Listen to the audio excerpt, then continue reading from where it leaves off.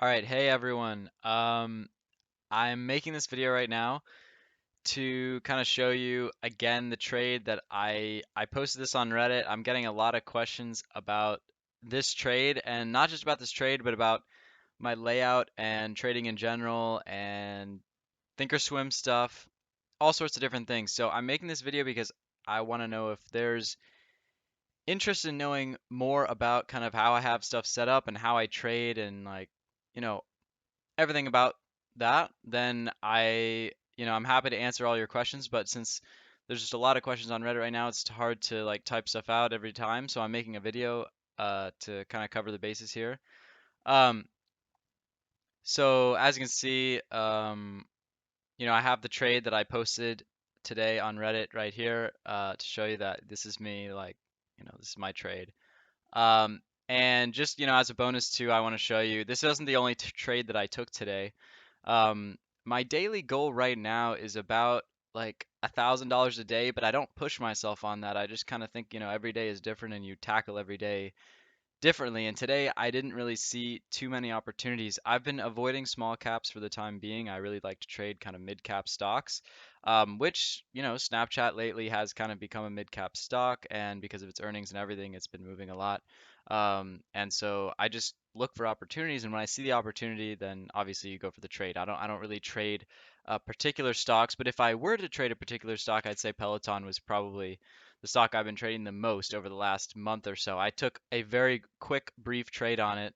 As you can see, it moved much, much lower throughout the day, but I actually went long right off the bat here before I even took the Snapchat trade. Um, and I entered an order here to get filled for 300 shares, but I only filled 18 shares here at the low of this candle. What's really interesting too is if I hover over this candle, you can see here at the top, the low of this candle is 122.45. I actually got filled. You can see the 18 shares at 122.43. So I got filled below the low of this candle, which is really interesting. Uh, Honestly, I don't even know how that even happened. Like, shouldn't the low of this candle be 122.43? I don't even know. You can ask like people at Thinkorswim about that. I can't answer that question. I have no idea. But anyway, so I decided to just manually enter 282 and get filled here. And this was a really quick trade, but still, 250 bucks. Um, and I actually exited my last 200 kind of perfect on this candle. Not at the top of this candle, but I mean, man, this thing was just looking so weak. I didn't really like this trade, so I just got out, took my profit, and got right out at the right time. So no complaints about that. What I want to, so those were my only true two day trades today. So that's about 855 bucks on the day. I like to that's like a solid day for me, you know. But I want to show you actually. If I go over to Chrome here, I'm keeping track of my trades every single day, all my day trades, and I want to show you guys this. This is the month of October for me so far. So today is Monday. There's going to be an 8:55 here. It takes a day to get the trades on TD Ameritrade. But this is all of the day trades that I've taken every single day. As you can see, this month is kind of a story of consistent winnings, but also occasional and really big losses. So at the beginning of the month, I had a $1,700 loss, and then you can see the following week on Friday, $2,700 of loss. So that's really not something that you like to see whatsoever.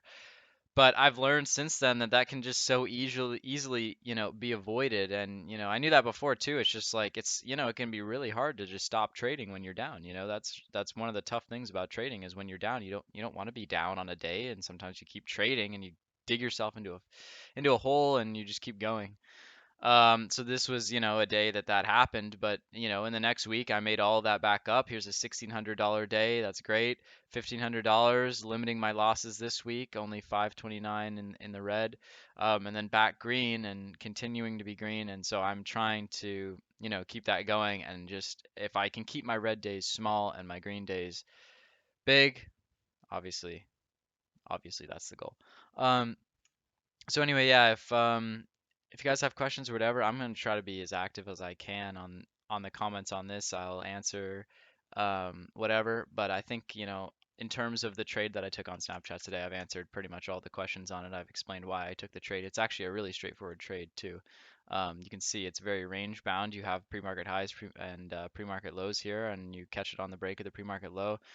You can take an anticipation of the break, or you can take the break itself. It's whatever, but this did not give us the type of break. You know, when I say break, I typically mean like a actual break lower, but this is kind of more just like a grind lower.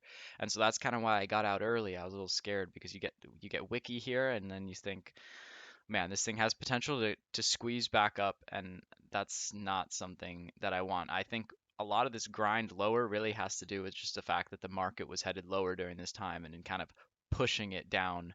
Uh, where if that wasn't the case, you might have seen a squeeze to the upside, and that's, obviously not something you like to see. And when you take 700 shares and you're 600 in the green, that's that's good with me. I'm gonna take profit there every day of the week, you know what I mean? So that's all there is to it. All right, that's gonna be it. This is really quick video, just very introductory, but subscribe, like this video, and so that I'm gonna be posting more videos on here, and so you may as well subscribe because if you think that this is helpful information for you, then it's gonna keep coming. So yeah, and then I'm gonna continue to post trades on Reddit as well so that people can see them. And yeah, I may basically just making this because I got a lot of questions and I think that there might be a demand for this. A couple people have reached out saying that they want to know more about how I trade and what I trade. So this, I think YouTube would be a better place for me to explain it because I can get more out and I can actually speak and record versus typing out all my answers individually. All right, thanks guys.